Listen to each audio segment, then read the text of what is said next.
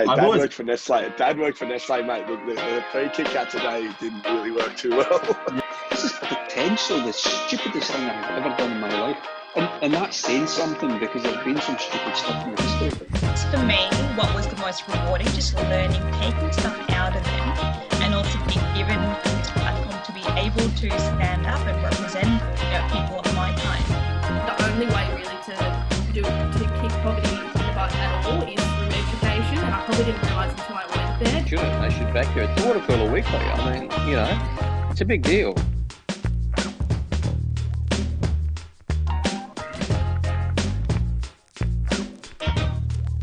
All right, it's my pleasure now to welcome on former Soceroos and the games record holder for Brisbane Roar in the A-League, Matt McKay. Matt, thanks for joining me today.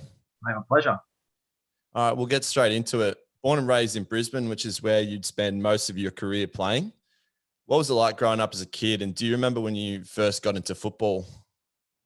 Yeah, I grew up on the south side, so it was a Sunnybank Saints junior in the old church league, and I was lucky. My old man was coaching my brother, who's 3 years older, so I got dragged along. And but I think my first real football memory is at school. Like, we used to play before school, and these days it's all regulated. You can only go right at the time, right? But back then, my mum was like, 7:30, you're at school for an hour and a half before school. She just dropped us off. So we're on the ovals, and I used to in winter take a spare pair of socks because of all the dew. So I'd have to change the socks before class, because otherwise they'd be dripping wet and get all wrinkly feet all day. So yeah, that's probably where I learnt most of my stuff, was at school.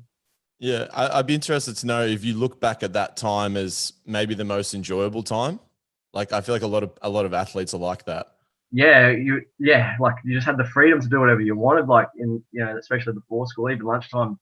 It'd be like 5 of us versus like the whole grade 3 or something. Especially when we were seniors in primary.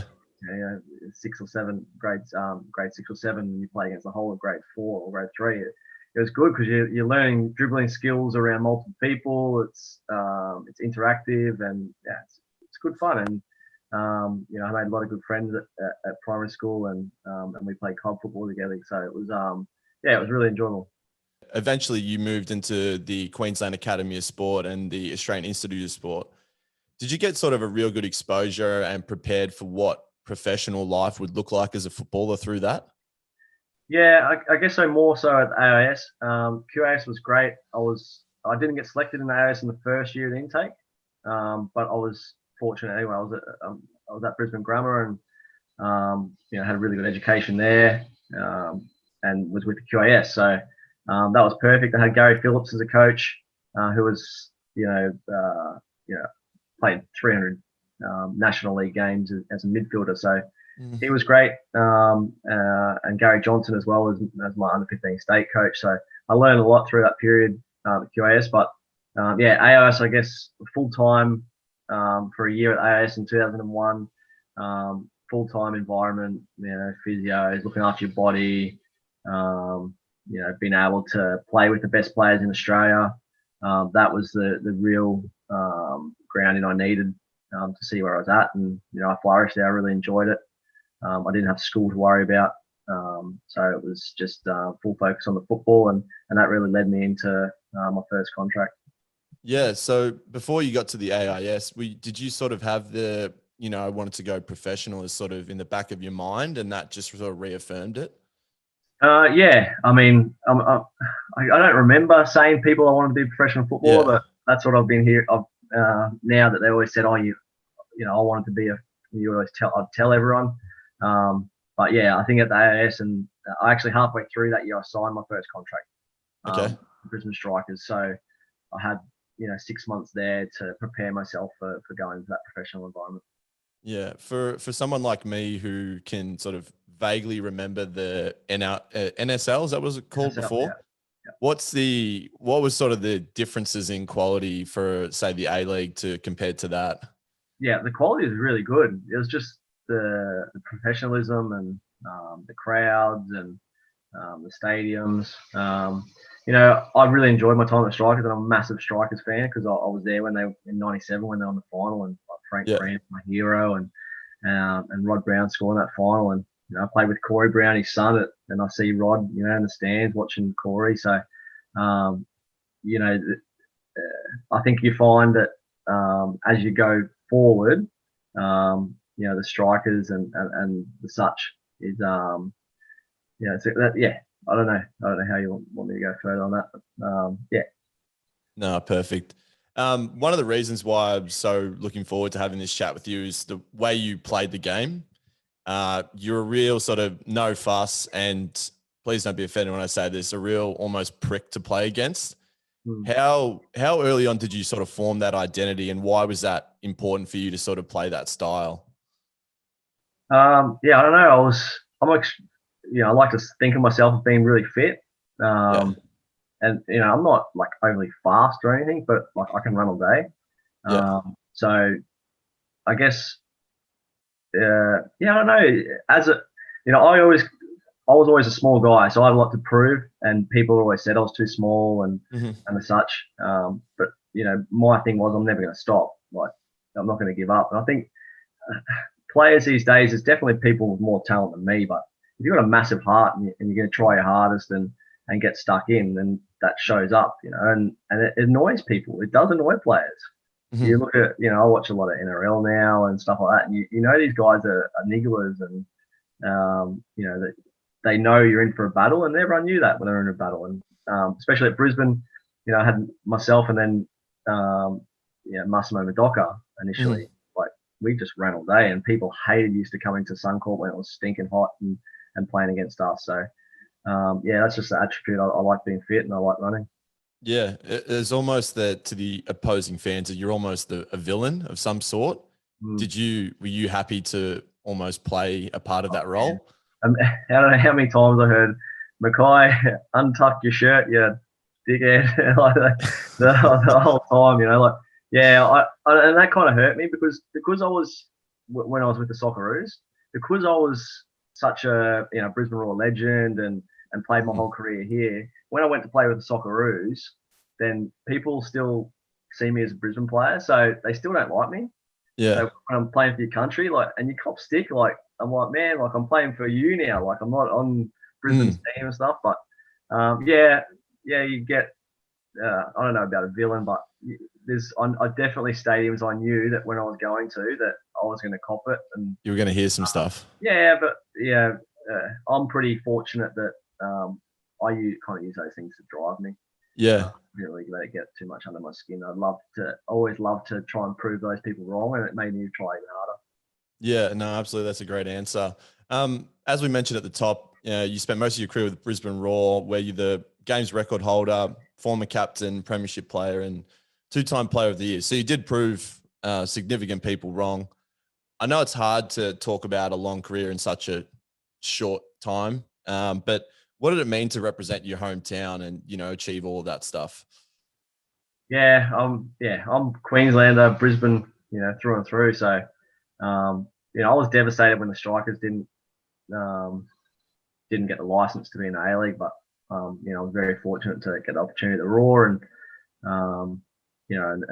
be able to build that club, not only for myself, but give it identity and how we played and the people around it. And we did a lot of work in those early years to get out into the public and try and write, the brand. And I am proud to be a Queenslander. I'm proud to play for Brisbane and proud to win the first A-League title for Brisbane and be captain of that team. So there's not, it just doesn't work out that everyone's from Brisbane in the team. You even probably look at it now, there's probably only a handful. I'm not sure of the exact thing, but it'd be great to have represent that thing, that club or that city or state. But I was very fortunate, and I got offers from other clubs, and I don't know if I came close, but I never really wanted to leave. Brisbane. I'm really comfortable here, and I love the city. I just love it. Yeah, talk about those early years. Were there any players who were sort of, or maybe coaches that were very influential in, helping you form that identity of the team? Yeah, I mean, all the way through, they all play their part. Miron Bleiberg at the start, to launch a team is never easy, and we didn't do great the first year. But he, his personality really helped our side and gave us. It were exciting. We were exciting to watch, and I think that's what continued on. And then when Frank Farina came in, he brought more of the personnel and was able to bring some of the big names like your Craig Moore, your Charlie Millers, tons of those senior guys, Danny Tiardo, and we should have won something through that team. It was a good period, and we're playing good stuff. We're fit. We're exciting to watch. We scored lots of goals. We probably shipped too many, but I think that identity grew through that. And then when I got to Ange, and that's when it really took off. Yeah, well, let's talk about Ange. Every Australian football fan will know who Ange Postecoglou is. So he joined the Roar and became the head coach under, probably tough circumstances. I know that you said that when Ange came in, that changed everything for you. Talk about how important he was to you in terms of your development as a player and ultimately as a leader. Yeah, so I had him as an under-20 young Socceroos coach. So I knew obviously of him and his reputation, but he had a public falling out for a while and was in the wilderness from football. So when he came in, he challenged everyone. He challenged the old players, and he really wanted to sweep a rug and bring in his own players. So a lot of those guys left.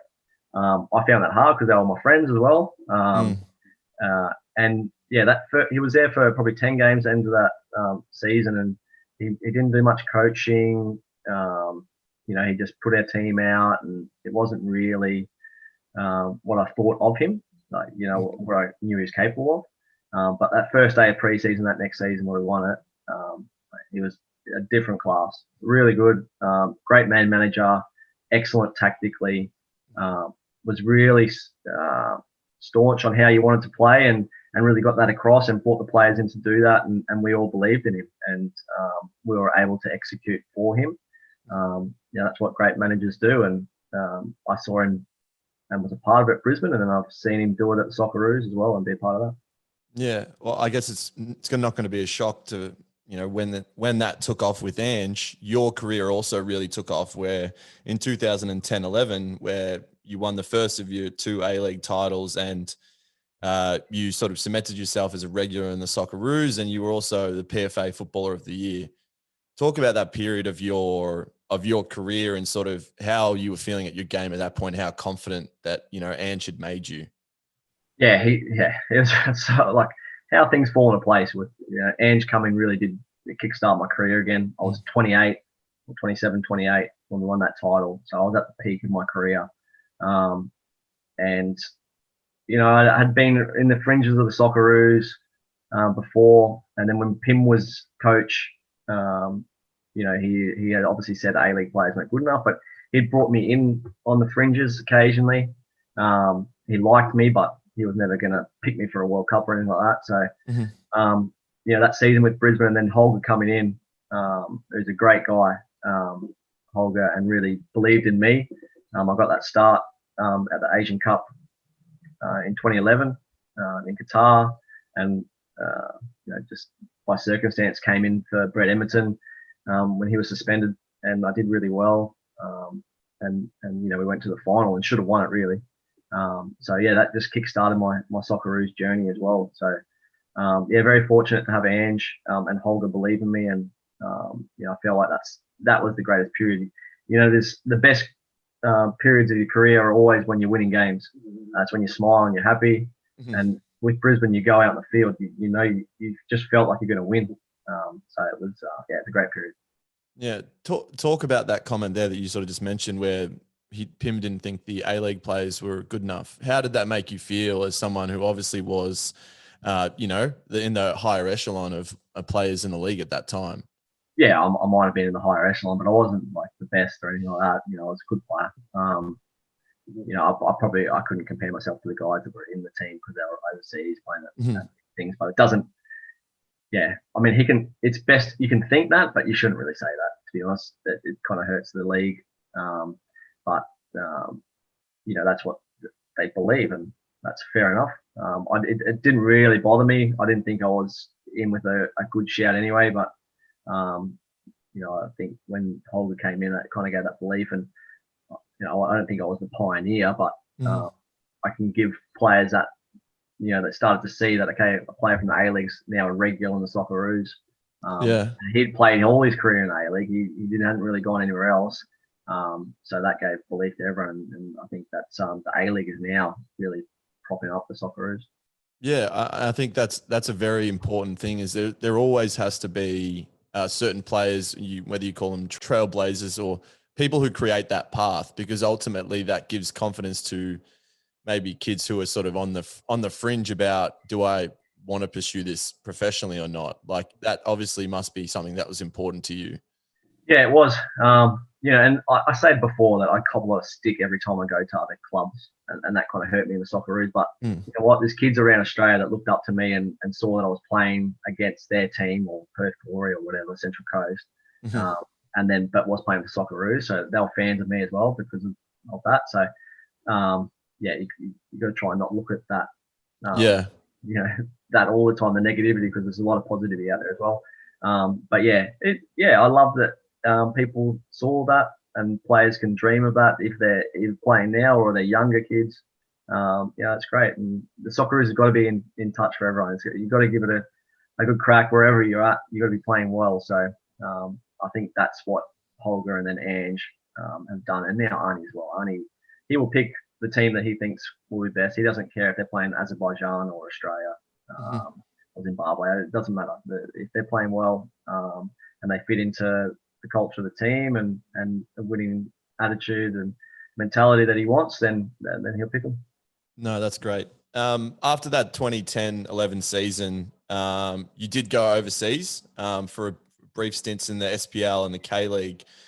I know that your time at Rangers was ultimately short with the turmoil they went through, but what was it like, playing in one of the, the biggest and probably the most full-on leagues in the world in terms of fans?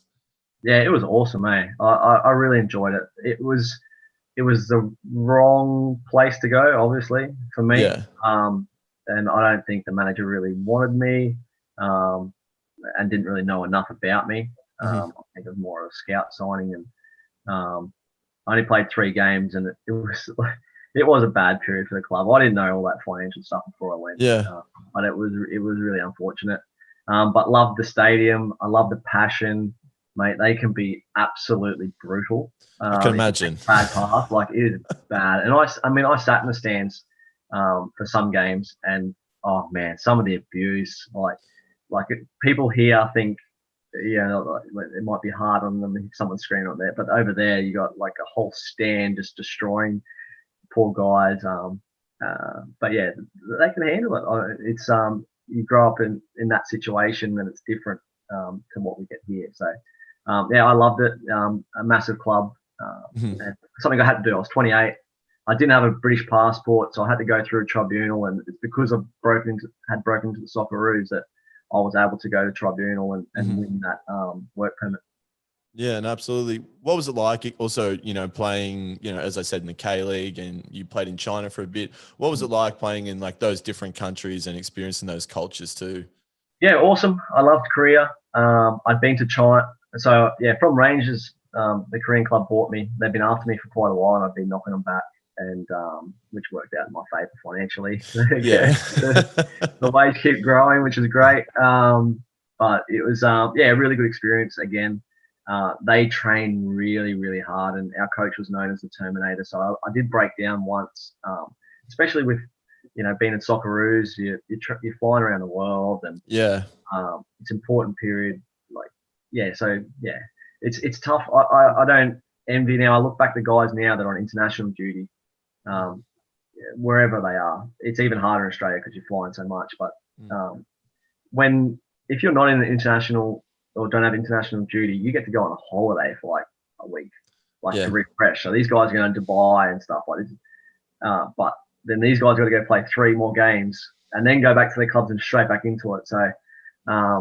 I found Korea I loved, but it was tough. And then China again, I went back to the same club I was in loan with, a few years before that. So I knew the players, especially the Chinese players, and I was really friendly with all them. So I mean, the first time in China, I couldn't use chopsticks. Like, this is how bad I was, right?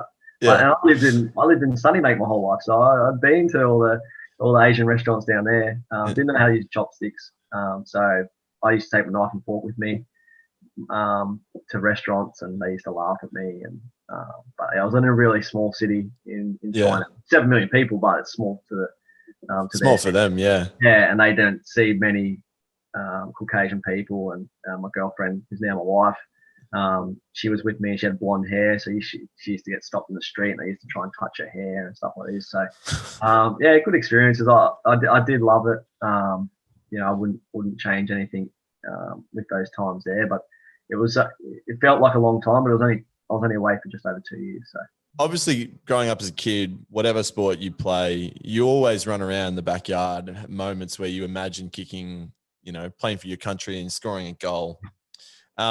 You represented Australia 59 times. Before we get into a couple of games in particular that I'd like to get your thoughts on, how does that make you feel now when you sort of sit back and reflect on that?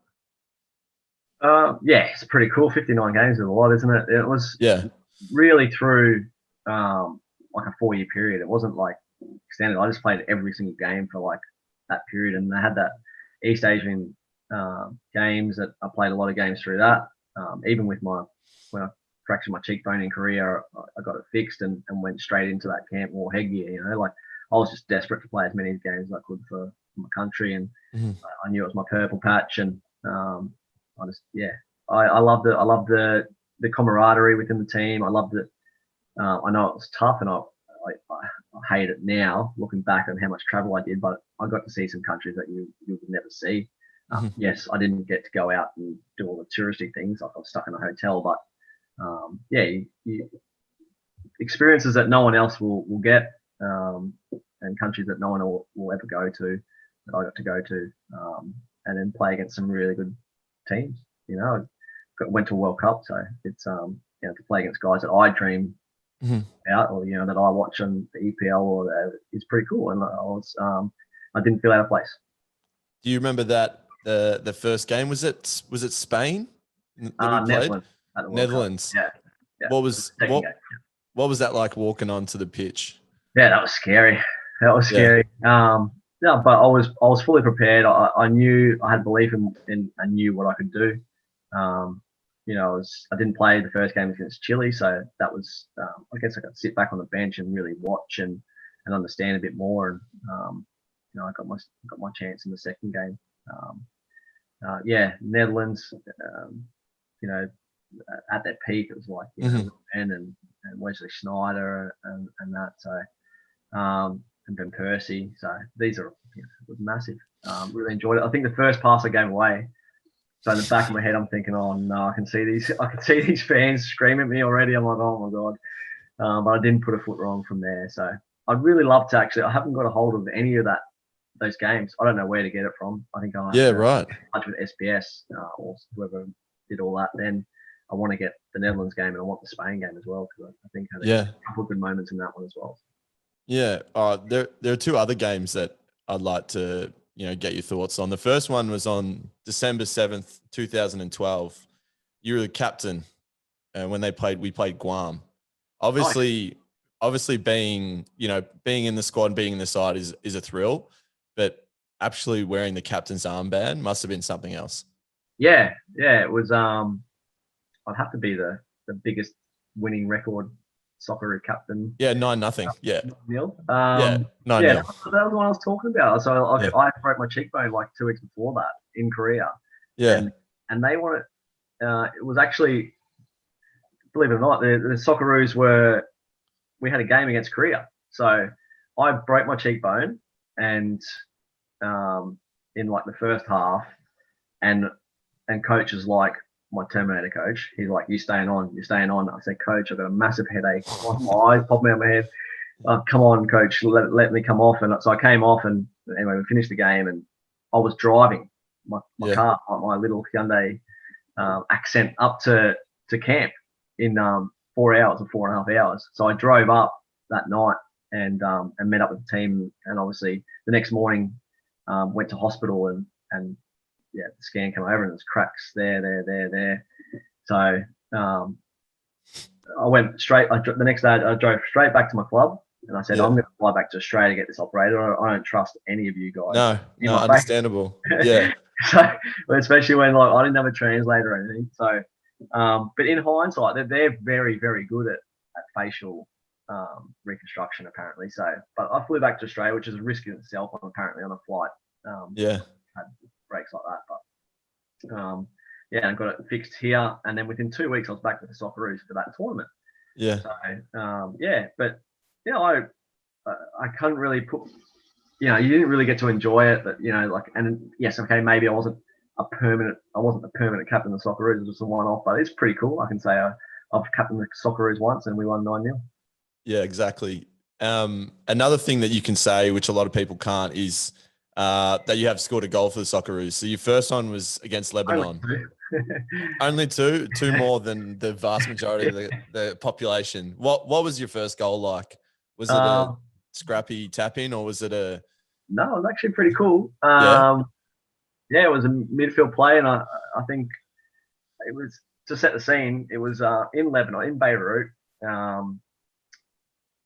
Driving in, they've got tankers outside the stadium, like army with tanks. I don't know why, but they did for security. And it was Schwartz's 100th game, so that was cool in itself because he's a good friend and kind of idolized him, obviously from the save. But yeah, midfield play came to me. I played like a 1-2 and it went out wide to David Carney, I think, and then it came in and just fell at my feet and I kind of miskicked it, but I went in. So I think it was my right foot as well. So that was perfect. But it's only a friendly. It was only a friendly, but there we go.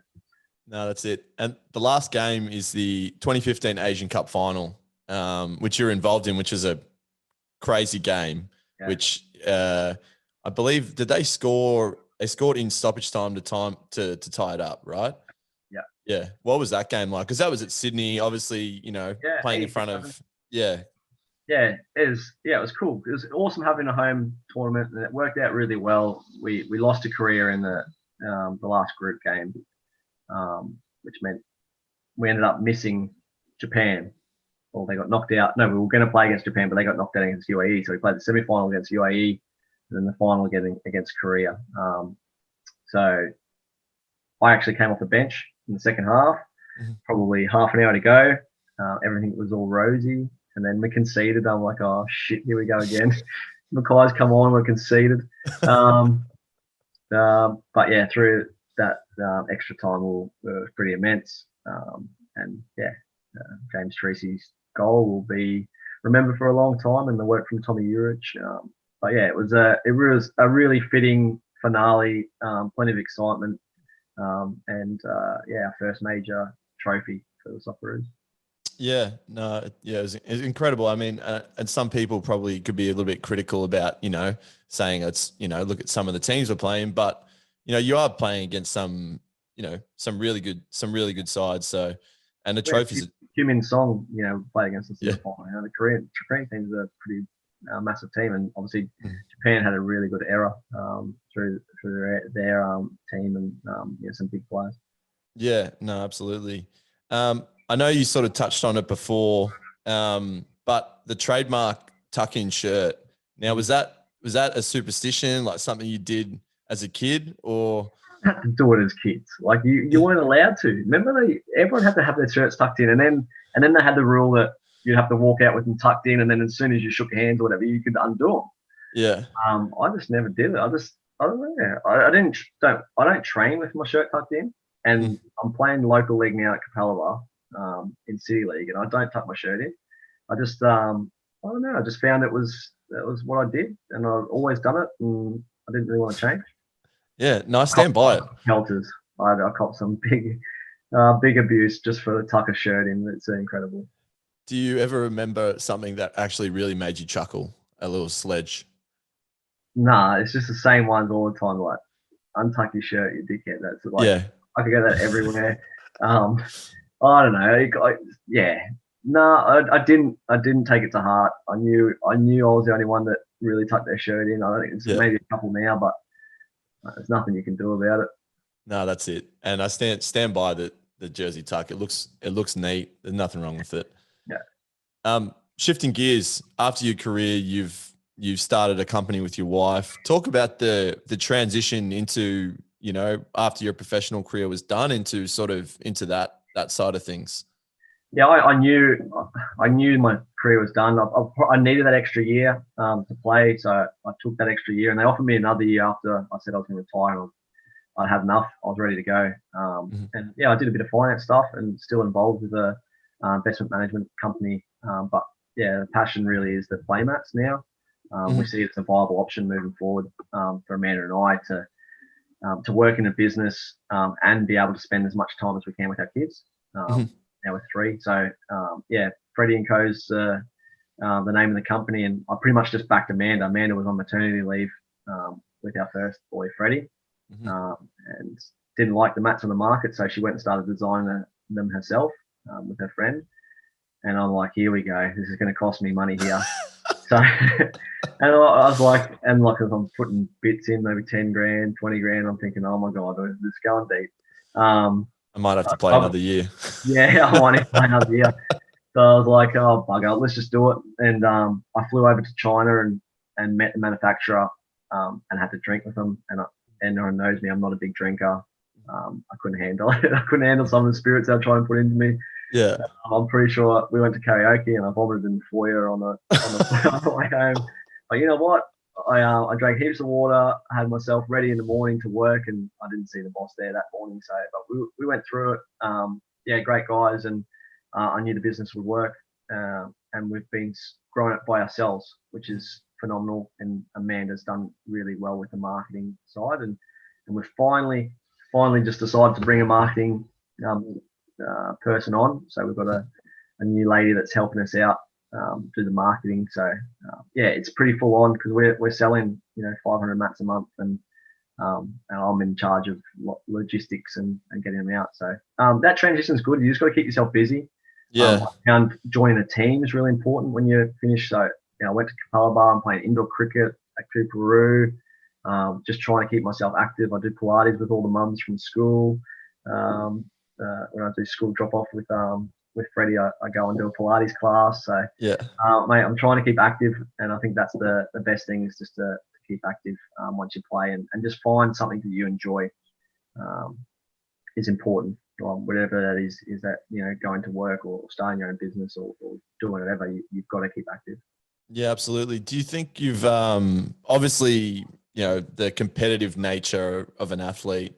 Do you find you still have that when it's at work or maybe at the Pilates classes with the with the mums? Yeah, this morning.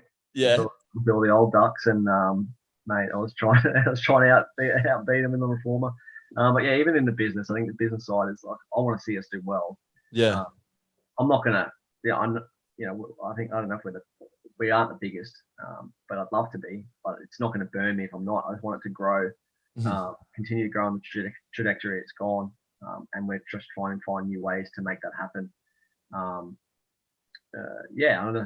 that's it. I provide for the family now as well. So I'm very grateful that my wife's come up with this business, and we're just working it together and build it. Yeah, no, that's an incredible answer. Now that you've had time to sort of sit down and look back on your career as a whole, what's the biggest thing you look back on most fondly? Probably the wins. The titles. But then also what you miss the most. The wins are great, but like when you're lifting that trophy or walking around the field, like that's half an hour. Like you've put a lot of work in through your whole life to get to that, and you've got to try and enjoy that period. I think just the change room, like being with a team, I think that's what everyone misses, and that's why I'm really fortunate. I've been able to go back and play local league. Like my body still holds up. I'm not playing at a high level. I'm like amateur league down at City League, but it's I met new people. I play the indoor cricket and we celebrate our wins with a beer. Like this stuff that I've never been able to do. So yeah, the change rooms are what you miss the most. Just being able to sit down and have a yarn or have a joke with the boys, and being able to do that daily. Like as a professional, you do it daily. So you kind of get to know everyone really well, and yeah, that's what I miss most. No, that's an incredible way to finish it, Matt. Thank you very much for coming on, talking a bit about your career, and thank you for representing the tucked in shirt people very well. Well, I hope everyone joins that club. I'll be the president, no problems. Thanks very much, man. I appreciate it.